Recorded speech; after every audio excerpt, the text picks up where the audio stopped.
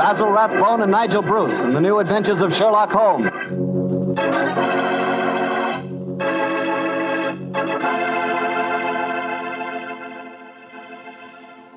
Invite you to listen to Dr. Watson tell us another exciting adventure he shared with his old friend, that master detective, Sherlock Holmes.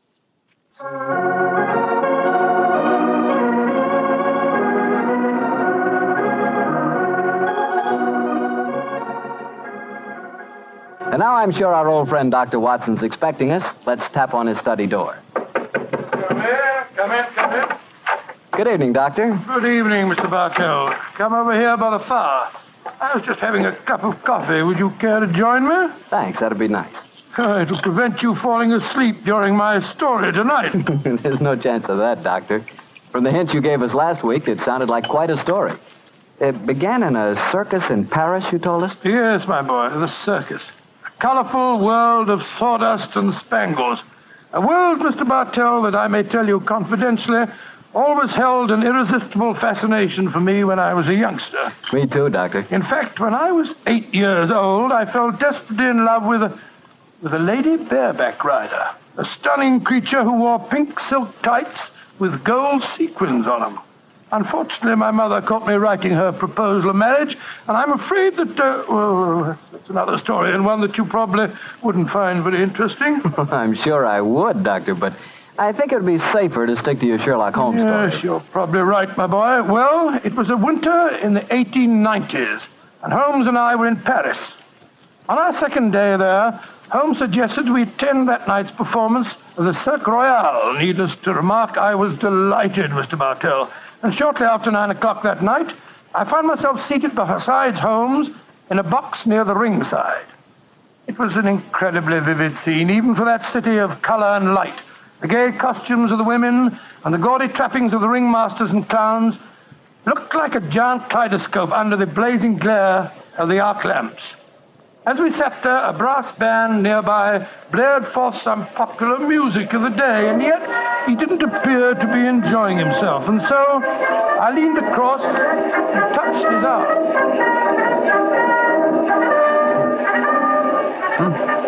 What is it, Watson? Well, you're very quiet, Holmes. Aren't you having a good time? A good time, I suppose, old chap. I was just wondering where Mr. Edwards is. Mr. Edwards? Who's he? An extremely distinguished client who was to meet us in this box at 9 o'clock. Client. So this little excursion was on business after all. Yes, I might have known it. No worry, old fellow. In your case, I think you'll be able to combine quite a little pleasure with the business.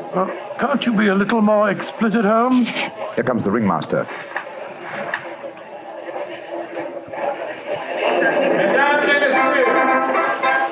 J'ai l'honneur de vous présenter ce soir la grande vedette du cirque, Mademoiselle Gisèle Girondet, équestrienne incomparable.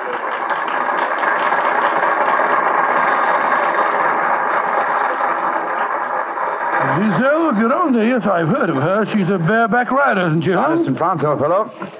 She also has quite a reputation as a femme fatale. 3 duels have been fought over her.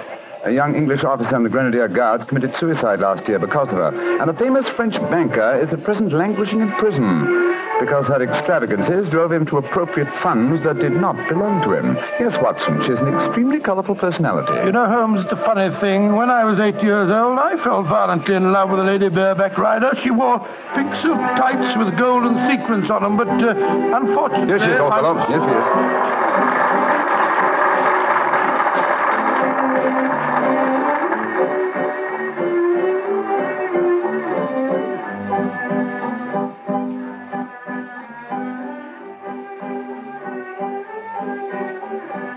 Holmes, she's exquisite. Look at the way she's jumping from the back of one horse to the other. Sheer poetry of motion. The lady appeals to you, Watson. By George, yes, indeed she does. In fact, Holmes, I don't mind telling you that if I weren't a married man and a Yeah, poor you'd like man... to court the lady, eh? Yes, I should Excellent, indeed. old fellow, excellent. That's the very reason for our attendance at the Well, what in circus. heaven's name are you talking about, Holmes? Ah, there you are. Good evening, Mr. Edwards. Holmes, my dear fellow, how are you? I haven't seen you since that little affair at Windsor Castle when Mother... Excuse me, sir. I am Mr. Mycroft, and this is my friend, Sir William Nigel. Sir William Nigel. Of course. And I am Mr. Edwards. We must respect each other's incognitos, eh? How do you do, Sir William? Well, I'm extremely honored to meet you, Your Royal, Mr. Edwards. How'd you like Giselle? Isn't she a stunning creature? Yes, indeed she is, sir. With all of us to have supper together after the performance tonight, I understand, Mr. Edwards. Well, unfortunately, I can't be there, Mycroft. There's some stupid affair at the embassy which I have to attend. We must postpone the dinner until tomorrow night. Very well, sir. Come over to my hotel a little early and we can discuss the whole business. Personally, I think a lot of fuss is being made about nothing.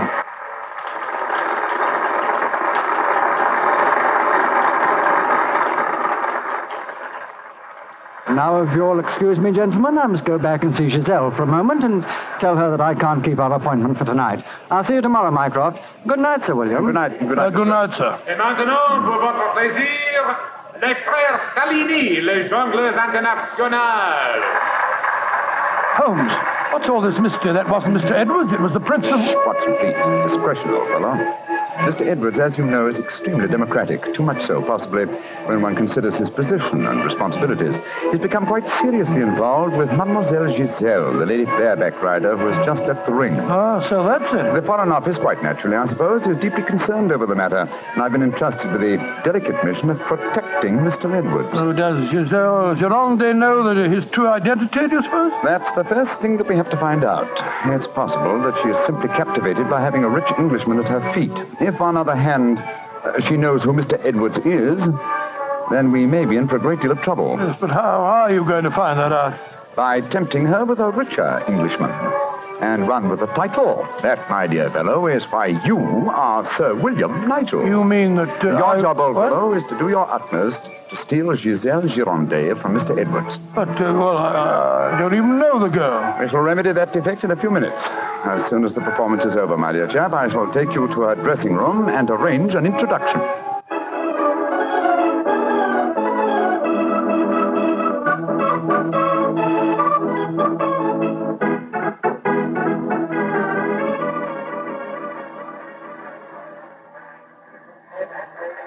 I must say, Holmes, the backstage life at a circus is even more colorful than in the ring. What makes you say that, old fellow? Well, I just saw a pinhead having tea with a bearded lady while a sword swallower was standing behind him practicing his act. Oh, hello.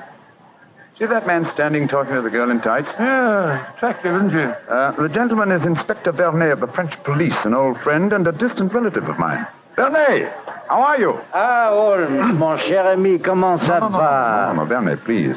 On this occasion, my name is Mycroft, if you don't mind, and this is my friend, Sir William Nigel. How do you do, Inspector? Enchanté, Sir William.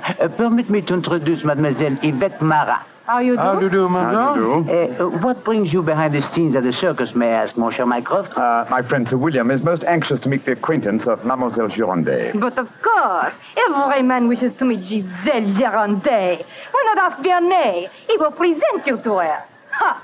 In another way. Oh, now, Yvette, chérie, do not begin that all over again. You're in love with her. You've always been in love with her. I wish you were dead. Sometimes I think I could kill her myself. On my soul, Inspector, she's a fine little thing, isn't she? Ah, ça c'est vrai, ça, Sir William.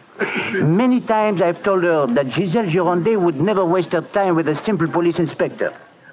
She prefers a wealthy foreigner. But Yvette ne comprend pas. She does not understand and she does not believe. Mademoiselle Marat was dressed in tights, Vernet. What does she do in the circus? She walks the tightrope. Oh, She's yes. a queen of the high wire. Mm-hmm. A charming and a talented girl, but a most jealous one. Vernet, my distinguished friend Sir William Nigel is most anxious to meet Giselle Gironde. Will you introduce him? I should prefer not to appear in the matter at this stage. Oh, mais certainement. I will take you to her dressing room. Please come with me, Sir William. Yeah, right. I'll see you later, Holmes. I'll be waiting for you, old chap. Good luck. Hey, you're a lucky man, Sir William. Giselle has quite a penchant for the Englishmen. And when they are rich and have a title, I'm sure she finds them irresistible. You really think so? Oh, but of course. Ah, quel dommage that I'm only a poor policeman. Here we are. Entrez. Giselle Monchou, permit me to present to you Sir William Nigel. He's a great admirer of yours. Yes, indeed, madam. Ah, Sir William Nigel. Come and sit here beside me, Sir William. I shall leave you. Au revoir. Sit closer. There. That is much more cozy, no? Oh, it's very nice of you to see me, Mademoiselle Gironde. Oh, don't be so formal, my Englishman. You may call me Giselle, and I shall call you... Let me see, I shall call you Sir William... Willie! I shall call you Willie. You do not mind? Mine, I'm very delightful. Quite delightful, my dear. I was hoping perhaps that you would care to have a little supper with me tonight, Giselle. So what about some oysters, a cold pheasant, and a bottle or two of Pomeranian Green 072? And you get to taste rather well, don't you think? Oh, Willie, I can see you are a perfect host. I don't know about that. One moment, I get my cloak. Well, you know, Giselle, it's a funny thing. What is a funny thing, Willie? When I was 8 years old, I fell violently in love with a lady bareback rider at a circus. History seems to be repeating itself. Here. Alfieri, do you no longer knock when you come to my door? Who is this man? My name is Nigel, Sir William Nigel, my good man, and who may you be? I am Alfio Alfieri. I am Alfio Alfieri. And what is he? Ha! A trainer of wild animals. An imbecile. Rathbone. You must not speak to Alfio in that way. You belong to me. Send this stupid Englishman away. Found it impudent. Grossier. Belong to you. Giselle belong to no one. Do I have to take my whip Now, to put you? down that way. Put it down, you scoundrel. Next time it will be your face, Carla You mia. infernal blackguard. Raising your hand against a woman. Shocking. Bravo! Mon cher Willie has knocked him down. He certainly deserved it. Oui. And you in turn deserve something, Willie. Oh, what was that? Come close, Willie, and I give it to you. A little kiss. Oh, yes. Thanks awfully.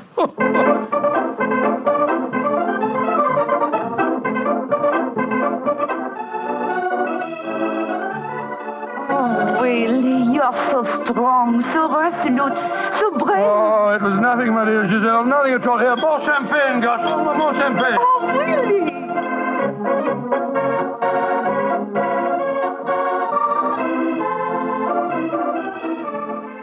Giselle, Oui, Monsieur Edwards? I have a box for the opera tomorrow night. I was hoping that Oh, I'm perhaps... sorry, Monsieur, but my time is occupied. I am showing the delights of moment to mon cher Willie.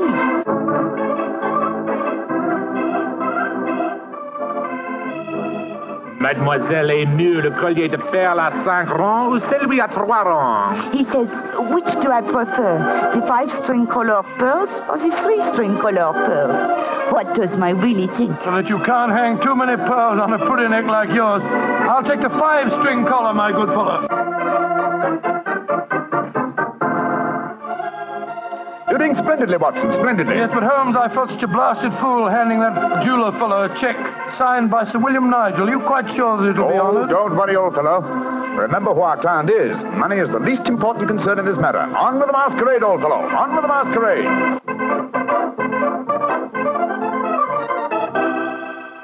More champagne, garçon.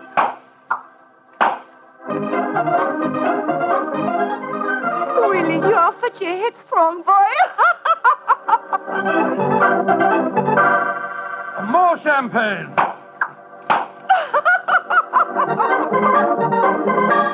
Citadel, you dear little thing.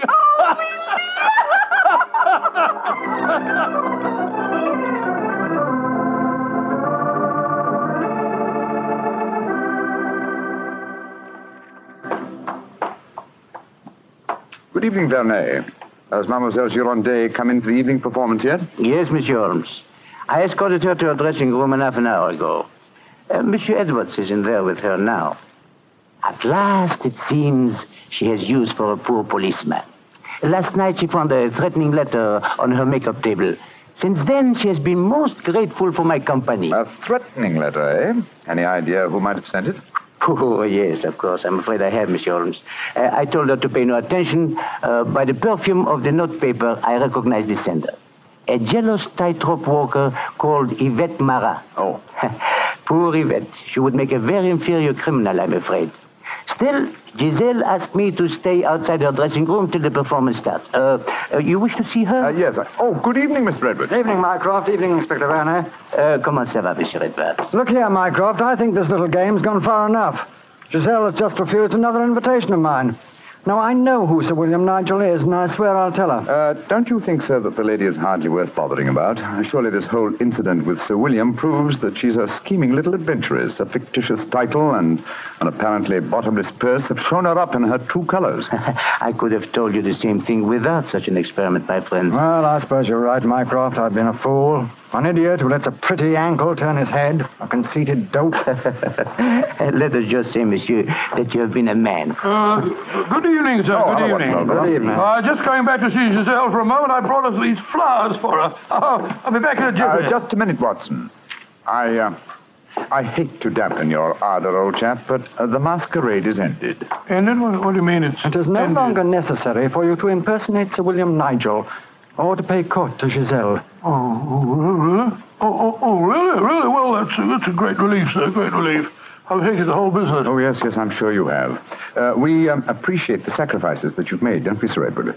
Yes, indeed. Well, I must go back and see her once more, though. We had a rendezvous for tonight, and I must cancel it. A gentlemanly thing to do, you know. I won't be a minute. Never have I seen a man more downcast. Obviously, with him, my dear Holmes, business was a pleasure. Alfieri, where are you going? That Englishman. I just saw him go into Giselle's To room. whom are you referring? The man that called himself Sir William Nigel. 2 days ago, he struck me. I have to settle with him. No man may strike Alfieri. Do not cause any more trouble, Alfieri. From what I've been told, you thoroughly deserved what happened to Here he come now. You English, you! Alfieri challenge you to a duel. Holmes! What's old chap? What is it? You're as white as a ghost. It's Giselle. What's wrong with her? She's dead. She's lying there in her dressing room. Strangled. you. Strangled. And only half an hour ago, I spoke with her myself. Since then, I've been standing in this corridor, guarding her door at her own request. Only 2 men have entered Giselle's dressing room since then. You, Monsieur Edwards, and you, Sir William Nigel. What are you suggesting, Vergenay? I am suggesting nothing. I am stating that these 2 gentlemen are under arrest for suspicion of murder.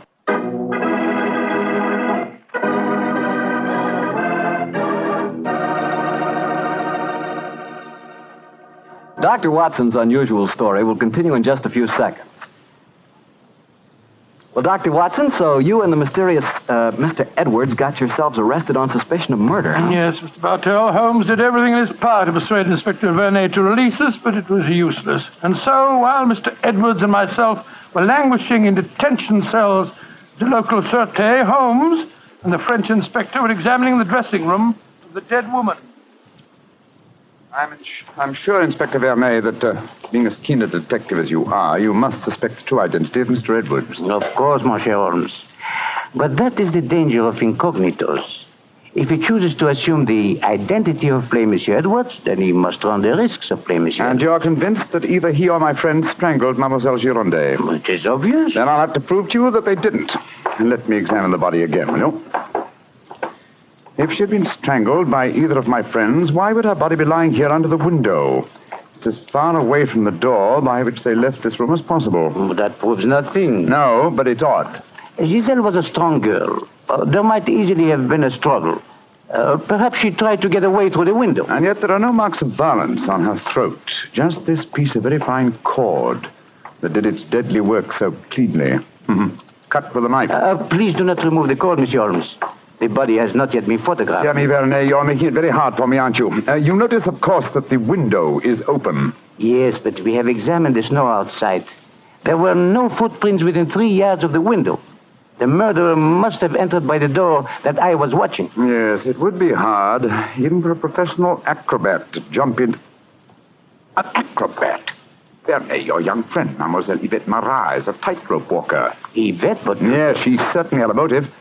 She'd even sent a threatening letter. I heard her express hatred and jealousy for this dead woman. It's conceivable that she could enter a room by a window without leaving footprints in the snow. Where was she at the time of the murder? I do not know. I was waiting for her in the corridor. I suggest that we investigate her alibi at once. And after that, Inspector, I must pay a visit to the Sûreté. I don't want my friends to think that I've deserted them.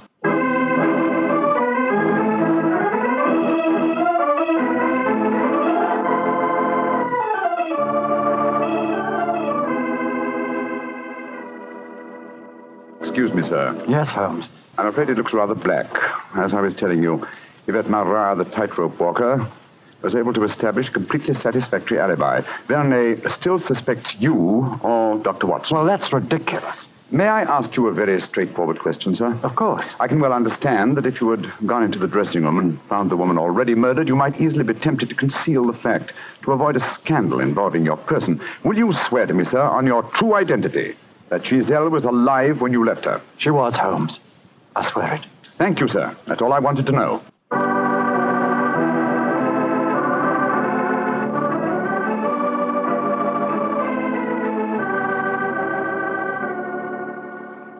Holmes, I'm glad to see you. You know, I've been thinking. All this depends on Vernet's evidence. But supposing he was the murderer. He told us that Giselle had turned him down, you know. I'd thought of that, but Mr. Edwards swears that Giselle was alive when he left the room. And yet that means that Mr. Edwards... Oh, no. It's unthinkable. Holmes, you're not suggesting. Holmes, if I thought that were possible, I'd confess to the murder myself.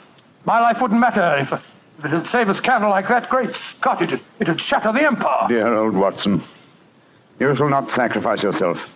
You're as valuable a British institution as the Lion himself. No, my dear fellow. We shall never sacrifice you, not while my mind is still capable of... My mind? That's it. Thank you, Watson. You've given me the answer. Holmes, what are you burbling about? Be patient, now? old fellow. In half an hour, you'll be out of this cell, and the real murderer will be in it.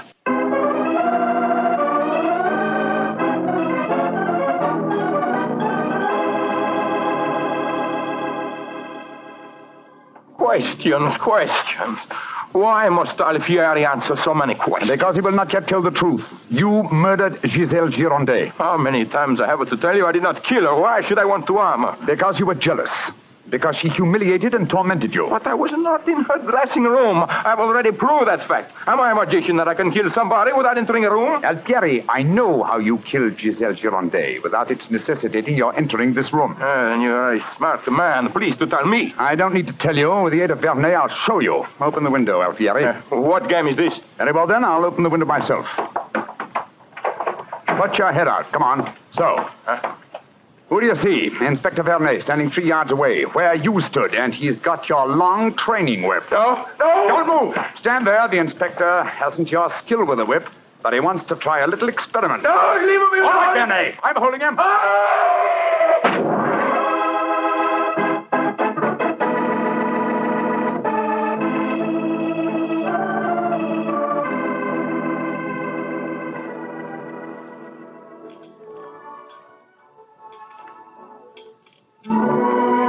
Well, Mr. Edwards, I mean, well, sir, this is a pleasant change from a prison cell, isn't it? It certainly is. Holmes, I can't tell you how grateful I am. I still don't quite understand how you did it. Watson, in rather a roundabout way, was responsible for giving me the clue. Oh, how was that, Holmes? Well, on more than one occasion, old chap, I've had cause to deplore your rather florid style of writing. Tonight, I was very thankful for it. When I began to speak of the capabilities of my mind, suddenly I remembered a phrase of yours in which you referred to its whip-like rapidity and accuracy. That, of course, made me think of Alfieri, the animal trainer. Exactly how did he kill the poor girl? Well, sir, he stood outside the window, far enough away to leave no incriminating footprints. Called to Giselle, probably persuaded her to lean out, then snapped the whip around her neck, pulling it tight and strangling her. And then I suppose he cut the cord and let the body fall back into the room. Precisely, old fellow. We found a whipstock among his tackle, a whipstock from which the lash had been cut.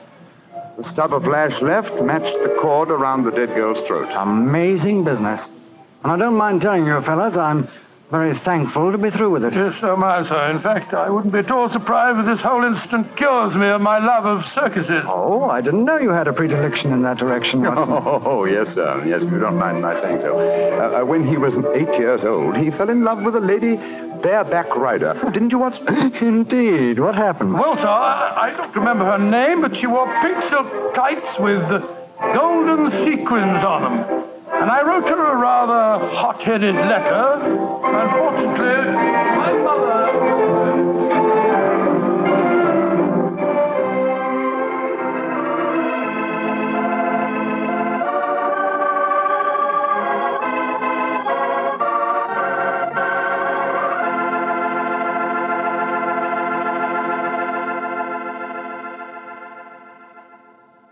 Well, Doctor, that was one of the most unusual stories you've ever told.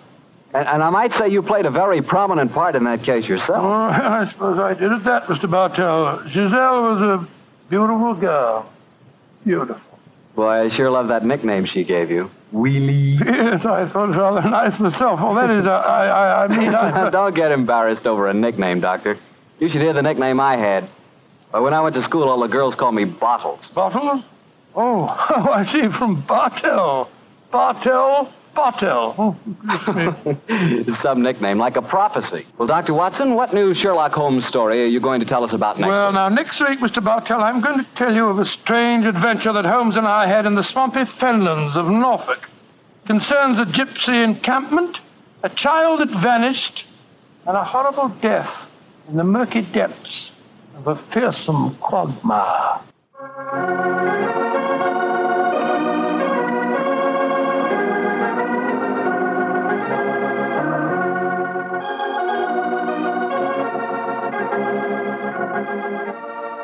Tonight's Sherlock Holmes adventure was written by Dennis Green and Anthony Boucher and was suggested by an incident in the Sir Arthur Conan Doyle story, The Adventure of the Three Students. Music is by Dean Fosler.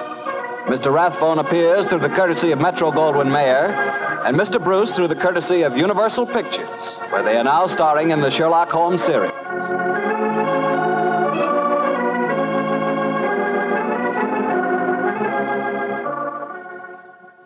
Tune in again next week, same time, same station. Sherlock Holmes comes to you from our Hollywood studio.